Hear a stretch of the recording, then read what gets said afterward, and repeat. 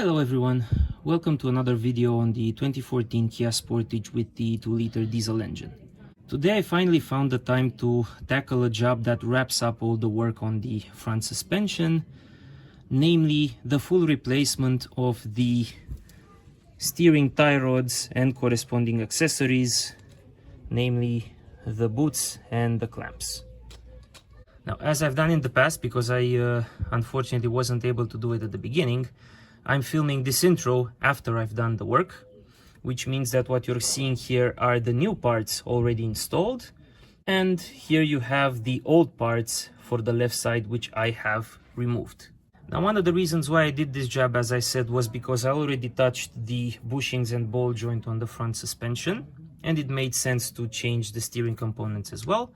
And also, I did notice that the rubber boot on the left outer tie rod was beginning to rip, so at least this part was due replacing sometime soon, and it made sense in that context to replace all of the parts.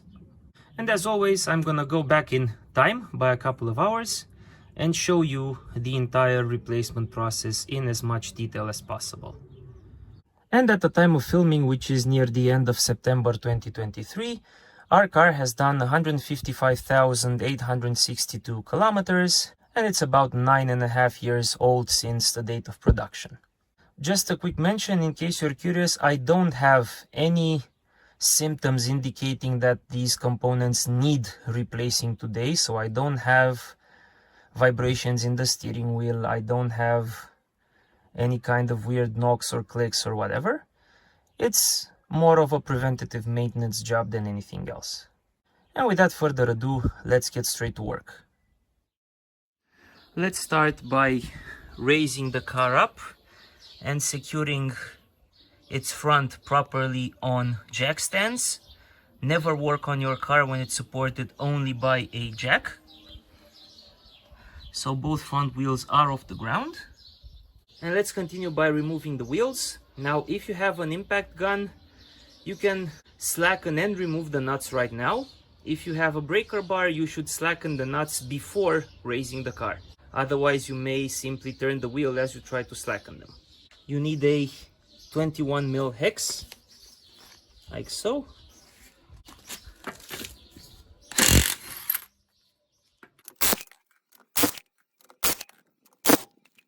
And the wheel comes off. And I'll do the same on the other side of camera. And let's first just take a moment and inspect the state of the tie rods. This is the right hand side outer tie rod. As you can see, the boot is fine. On this side there's no sign of imminent danger or any kind of big wear. There's no play at all. So this part, let's say, still has some life in it, though do keep in mind that it's more than 9 years old. On the left side, though, it's a bit more interesting. You can just ever so slightly see some wear on the boot down here. But more importantly, you can see that between the boot and the knuckle, you can see grease. And that's because the boot is no longer properly sealing against the knuckle. And even though this side also doesn't yet have any kind of play, this one is definitely on its way out. So it's really good that we are changing them right now. And continuing on the left side, let's first turn the wheel to the right to gain more access to the steering components. And just for reference, here are all the components that we will be changing. So we'll have the outer tie rod, or tie rod end as it's called, its castle nut, its cotter pin right here, lock nut over here. This actually prevents the inner tie rod from spinning on its own against the outer tie rod and changing the toe angle in an unwanted way. Then we have the inner tie rod dust boot. It's small clamp, there's a bigger clamp there holding it in place against the steering rack, and obviously the inner tie rod itself. And first things first, let's start by doing a bit of cleanup and applying a bit of penetrating oil. I'm gonna use a metal brush on the drill.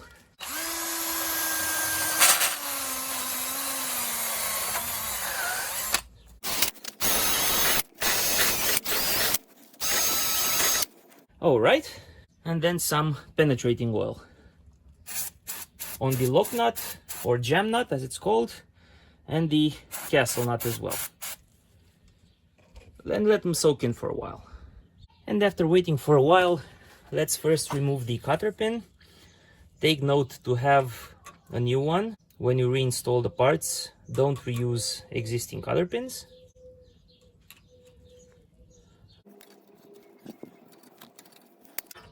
Of course, they may be jammed in place.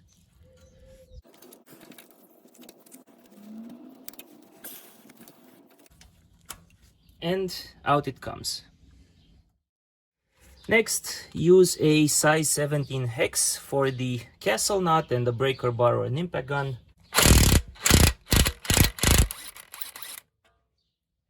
Comes out relatively easily. And at this point, usually the tie rod is actually stuck inside the knuckle from all the rust and stuff. And there are multiple ways to go about separating the two. And there are two scenarios. The first one is the one in which you will not be reusing the tie rod. And there, for example, you could use a hammer and simply smack on the ball joint, like so. A bigger hammer might help. Or you could actually smack on the knuckle here until the two separate. Personally, I don't like this option because you risk damaging the knuckle. The third option, there are some cheap tools that look like forks, something like this, that go between the knuckle and the ball joint, like here. And again, you smack them with the hammer in this direction, and those always damage the rubber. And in the second scenario, where you may want to reuse the tie rod end, so you definitely do not want to damage the boot, you could use a ball joint separator. I have this one here. Normally this is used for pitman arms and such, but it works good here as well. It just goes like so. See, beneath the, in between the knuckle and the ball joint, but doesn't damage the boot. And mine takes a size 19, and we do so until it pops.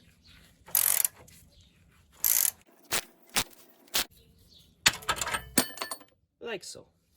Now after the two have separated, just gently put it back in and tighten the nut by hand, just so the tie rod end can't actually spin. And now I'm going to do the whole cleanup and detachment part on the right side as well. I'm done on the right side as well. Here I use the hammer method to hammer the ball joint down. Let's remove the nut and let's actually check the state of wear. So I can move the outer tie rod ball joint quite easily, but it has no play, so this one still had some life left in it, and the boot is in fairly good condition. And if you take a look at the motion of the inner tie rod there, you'll see that it still has some dampening in it. So obviously there is wear due to age, but there was still a little bit life left in the inner tie rod as well. More or less the same story on the left side, in the sense that there is relatively little play in the outer tie rod ball joint. This is actually in better condition from the ball joint perspective than the right side one. Inner tie rod about the same as the right side one. However, yeah, do note that the boot here is in fact torn. So if I would have continued to drive the car like this, probably in a couple of months' time, this would have required replacing anyways. And if I'm changing this, it makes sense due to age to change all of the components. Okay, next step, let's slacken the two jam nuts over here and on the right side as well. And for that, let's just put the tie rod in place to hold it still. And because the outer tie rod is held in place against the knuckle, we need a single pipe wrench to slacken the nut. Alternatively, you can hold the tie rod from this point here with a pipe wrench and use a second one to slacken the nut. On the left side, nut slackening is spinning it towards the back of the car.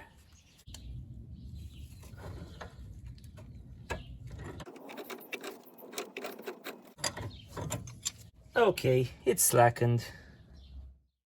Now, before I continue any longer with the disassembly, we need to introduce a new topic to the discussion, and that is the essential topic of alignment.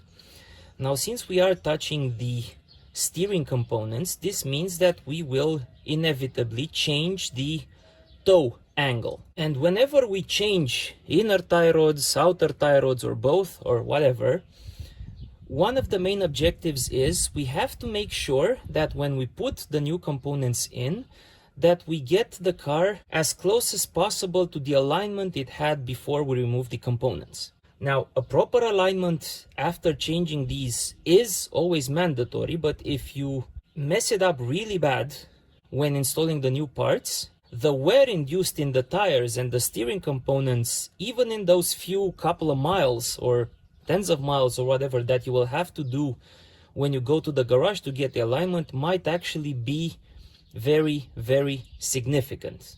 So we can't afford to just remove the old parts and put the new parts in and not care about alignment.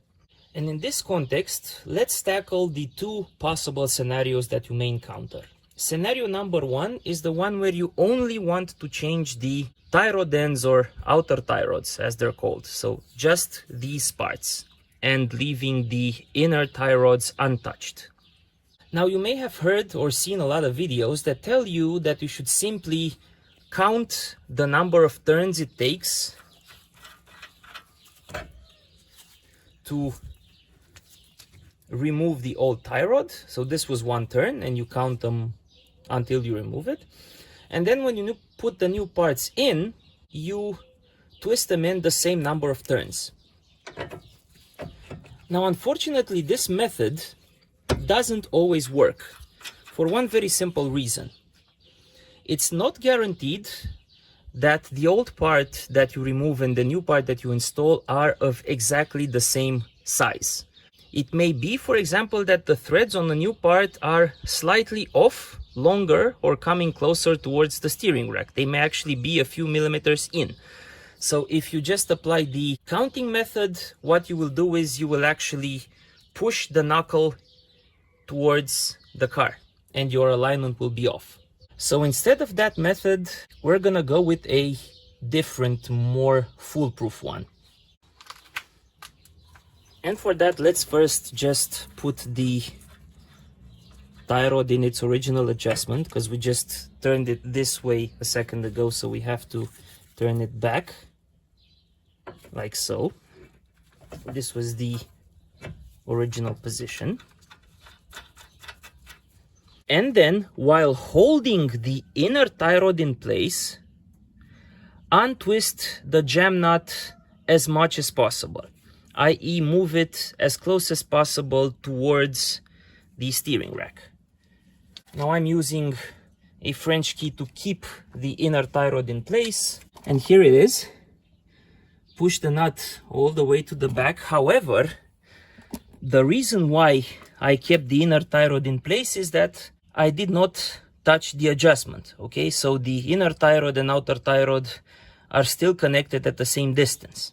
Okay, and now grab a ruler or measuring tape or something and simply measure the distance from the nut to a fixed point on the knuckle. For example, I'm going to choose this line here, this little vertical notch, while obviously making sure that the tie rod is connected firmly against the knuckle. And we measure the distance to that point here, and we get 253 millimeters, 253, 254, give or take. And we're gonna keep that number in mind. And now we can proceed with the removal of the outer tie rod. Okay. This one is out. And for fun, let's also count the number of turns.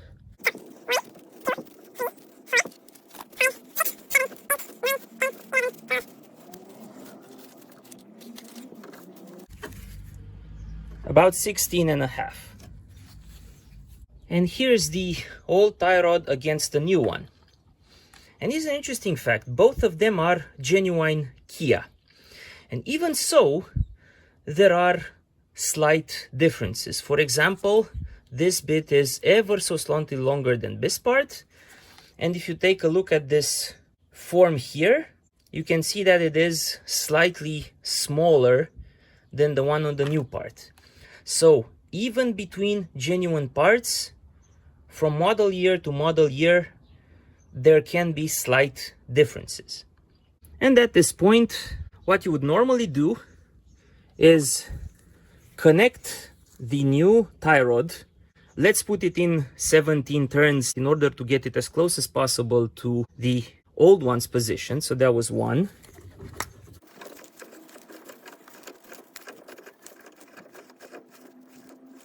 Okay, that's 17 turns, and just use the old jam nut temporarily. Let's measure the new distance between the nut and the tip of the knuckle. And the new distance is actually closer to 254, 255 millimeters. So we know that right now the outer tie rod is too much towards the outside of the car. So we would adjust it accordingly. So I hope I was able to explain this reasonably clear. Bottom line is, this method is actually invariant to any kind of differences in size of the new as opposed to the old tie rod, something that the counting method is not. And with that said, let's move to scenario number 2, where you want to change both the outer and the inner tie rod and also maintain alignment. And for that, I'm going to put the old outer tie rod back and tighten the jam nut back to its original aligned position. And after we put it back, what we want to do is we want to access the point where the inner tie rod is actually connecting to the steering rack, which means we have to disconnect the rear clamp, the one towards that part over there, that's holding the tie rod boot connected to the steering rack. And for that, you need a flathead screwdriver to separate the sides of this part of the clamp, the one over here. And you simply jam the head of the screwdriver in there and twist it until you create room. Okay, clamp is disconnected. Let me pull it out. Take note of its shape. If you're changing the boot, normally the boot should come with new clamps as well. And then we have this small one here, for which a pair of pliers should suffice. Bring the heads close together and pull it out. And now you should be able to, with a little bit of effort, pull the boot towards the jam nut. Here's the boot removed, pushed all the way to the front. And there is the inner tie rod ball joint. And that is where the inner tie rod actually connects to the steering rack. Now this is a good opportunity for you to test for play. You know, you can push in and out to see if there's any play in the rack. Our rack is thankfully in perfect working order. And the next step for us is simply to remove the inner tie rod from the rack while the outer tie rod is still connected to it. And at this point again, you have several options. Now, if you have a new boot, what you can do is you can simply cut this one out and remove it to gain access to the point on the inner tie rod where you can actually grip it to untighten it. But let's say, for example, that you don't want to throw the existing boot away. Now, I'll be changing it, but for the sake of the exercise, let's assume I won't. In that case, you kind of have to get this out of the way if you don't have some fancy tool that can access this part of the tie rod, bypassing the boot completely. And you want to do this again while maintaining alignment. So here's one possible solution. Start by removing the outer tie rod, but make sure the jamming nut does not move. No need to count the turns or anything. Then, using some sticky tape of your choice, put it towards the back of the jam nut so as to mark the location of the jam nut. At which point, you can remove the jam nut itself from the shaft. Shouldn't be too difficult, you can do it by hand. And then gently remove the boot, making sure not to rip the tape. Not too difficult. There you go, out it comes, and the marking's still in place. Perfect. Finally, we need to disconnect the inner tie rod from the steering rack. And there are multiple tools available. The one I have looks something like this. So you put it over the shaft over here, and then it clamps on with these teeth. And it has a 1/2-inch square drive extension, to which I'm going to connect a breaker bar. Now, unfortunately, there's no room or point to actually clamp the steering rack itself. So this untightening effort actually is felt by the steering rack directly, but in principle, that's fine. This happens on many cars and there's no risk of anything going wrong.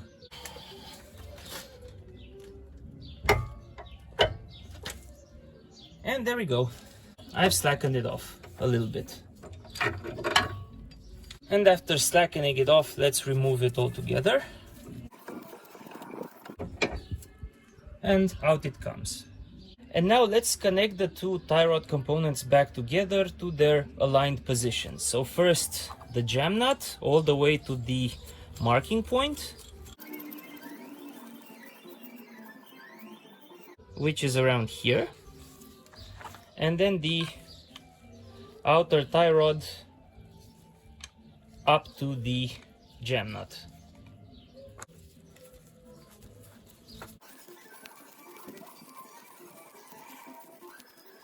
Okay, don't force them more than they have to be.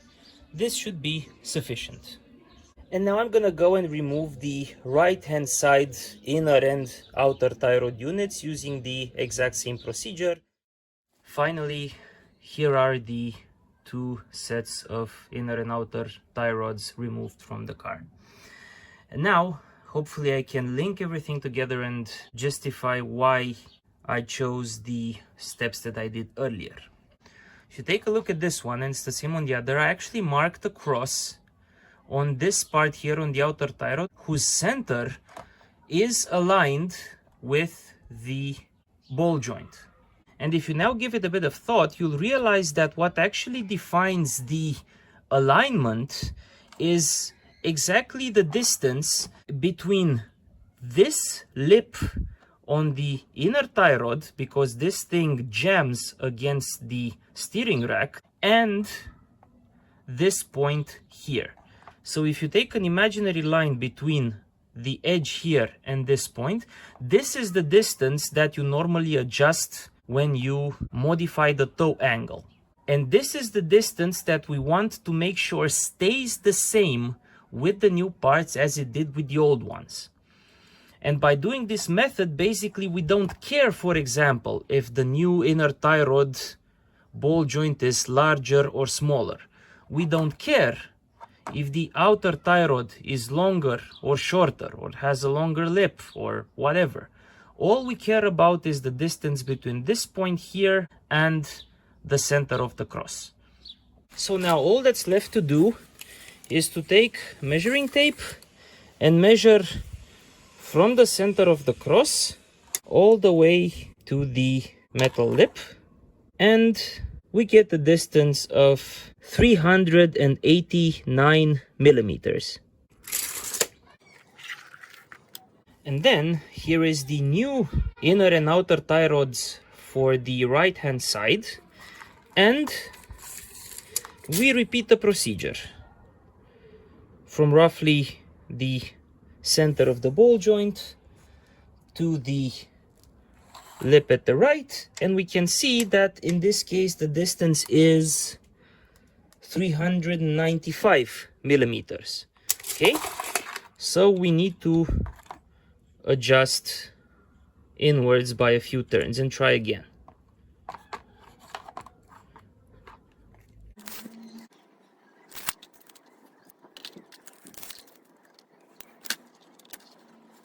And here it is, 389 millimeters.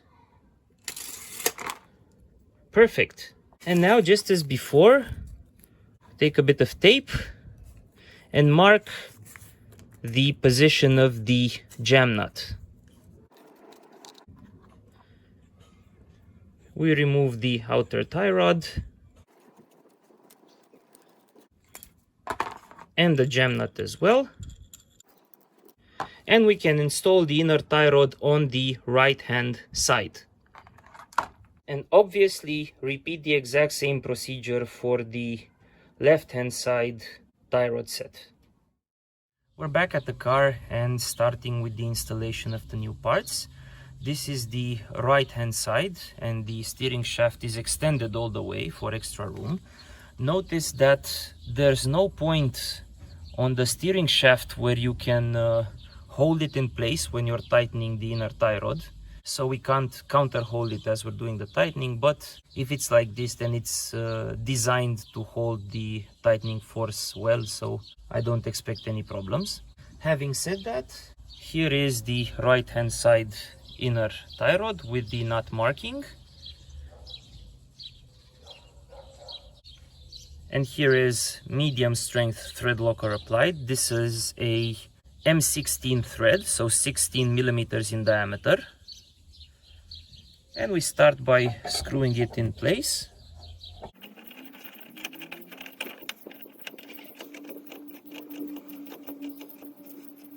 Screw it by hand until you can't screw in anymore. Double checking to make sure that it's screwed in all the way. As you can see, it is. As for the torquing of the inner tie rod, the manual gives no torque values, so I had to do a bit of research, taking into account the fact that the maximum torque for M16s is 250 plus Newton meters, so quite a lot. But for most cars across multiple brands, the typical tightening torque for inner tie rods is between 70 to 90 or 100 Newton meters. So we can go with about 90 Newton meters just to be safe.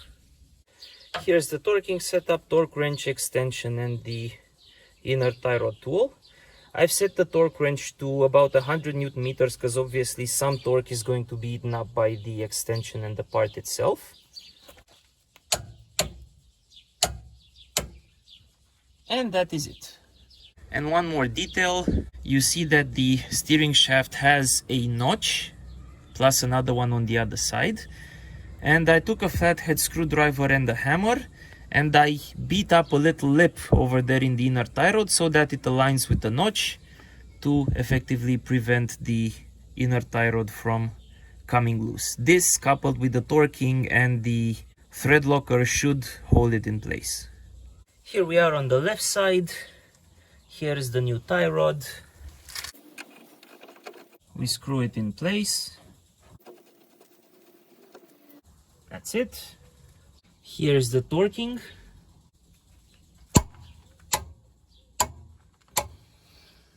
And here is also the notch and the newly created lip that fits in the notch, so the left side is secured as well. Don't worry about the grease, that's just grease from inside the steering box. Next up, on the right side, with the steering wheel all the way to the right, so the right side inner tie rod is all the way towards the inside of the car, let's install the new boots. As you can see, they come with a big and a small metal clamp. This is a crimp type one, similar to the one you have on CV joints. And just push the boot all the way until it sits in its place over here. You can feel that you can't pull it easily, nor can you push it any further. Then bring the small clamp using a long pair of pliers.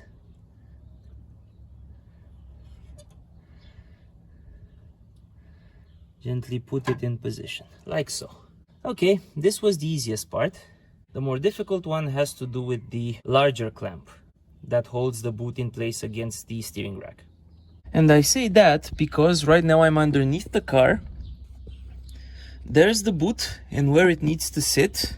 But you'll notice there's very little, actually there's no room for me to insert the special clamp pliers to tighten that particular clamp given the existing space. And what bothers us is this heat shield that we'll have to first remove. It's held in place with 3 bolts with 10mm hex heads. And let's first remove this heat shield. And here's the heat shield removed. This is how it looks like from the top, with the front of the car pointing that way. So you have a 10mm bolt at the back, a 10mm bolt at the front left, and this is actually a 10mm nut at the front right. Not too difficult to remove. Now, first of all, let me show you on the other boot what needs to be done. So there's the metal clamp. Once the boot is seated in place, the clamp goes over itself like this. Then you'll need a special pair of pliers like the ones I have here that clamp on the top here, and as you're squeezing them, they will squeeze that metal tip and subsequently tighten the clamp. And after removing that heat shield, here's the boot in its correct position. Make sure that the edge of the boot is flush against this metal lip here on its entire circumference. And here's the clamp in place, and this is one position in which you can actually tighten it. After a bit of struggle, here is the clamp properly tightened. And here's the heat shield installed as well, which means that we're officially done with the most difficult part of the right side steering. Time to move on to the left side now. On the left side, I've pushed the boot in place and added the small clamp on the outside. And here is the boot in place and the clamp over it. And the crimping part of the clamp needs to be pointing upwards and towards the front of the car, like so. Because as you can see, this is where you get room to insert the crimping pliers. And there it is, all tightened up. So we are done with the most difficult part of the job. And at this point, since both inner tie rods and boots are fully installed, let's just run a test by turning the steering wheel from lock to lock to make sure that the boots compress and stretch without any kind of issues. So here's the left side.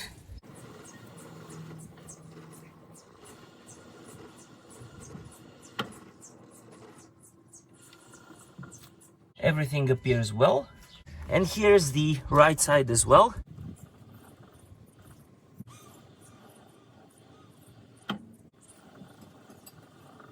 Okay, looks good on this side as well. Perfect. And now towards the end we have much easier stuff to do. And first we have to add the jam nut on the left side. Here it is, a new one. And we screw it in until we reach the paper marking for the sake of alignment, right? All right, here it is.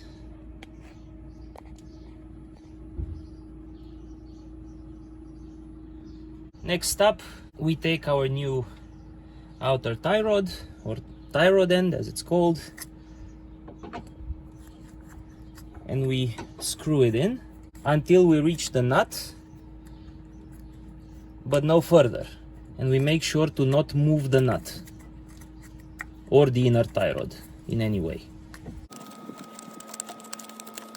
I mean, fair enough, if you reach in a position where it's not pointing straight up, adjust it a little bit more in either direction. Again, we're not aiming for perfect alignment, but we just want to get it as close as possible to the original one. Next up, we connect the outer tie rod to the knuckle.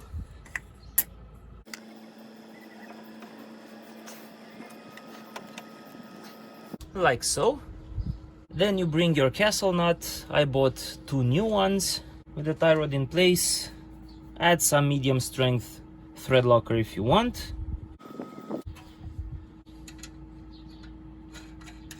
And then screw in the castle nut by hand as much as you can, like so. And now the tightening torque for the castle nut is between 34 and 44 Newton meters.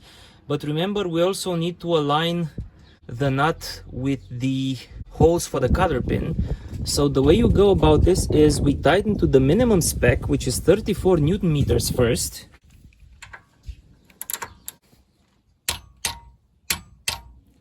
Like so. And then, as you can see, the holes are not properly aligned. So what we need to do now is we need to further tighten the nut a little bit until we have room for the cotter pin. Keep in mind, never untighten the nut in order to align it with the cotter pin. Always tighten further. That's why we start at the minimum torque. So we take our ratchet and we tighten a bit further, so that we now have room to insert the cotter pin as well. And here's our new cotter pin. Insert it all the way.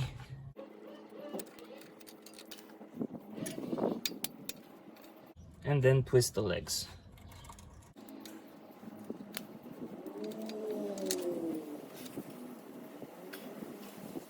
And there's one more thing left to do on the left side now, and that is to remove the alignment markings. We don't need them anymore.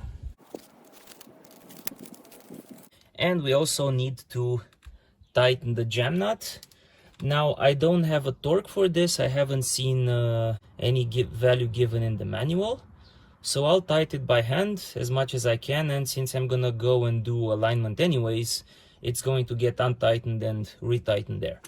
And when doing the tightening, make sure that the inner tie rod stays in place and doesn't spin with the jam nut. Otherwise, you're changing the alignment.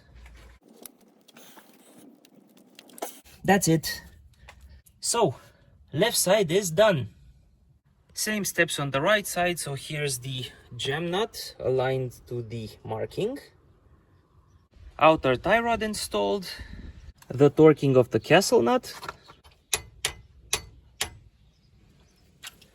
And then I needed to tighten the nut further so I can install the cotter pin, followed by the removal of the alignment marking, and lastly the tightening of the jam nut, holding the inner tie rod in place. That's it, and we're done. Finally, put the car back on the ground, and don't forget to tighten the lug nuts in a star pattern to about 105 Newton meters.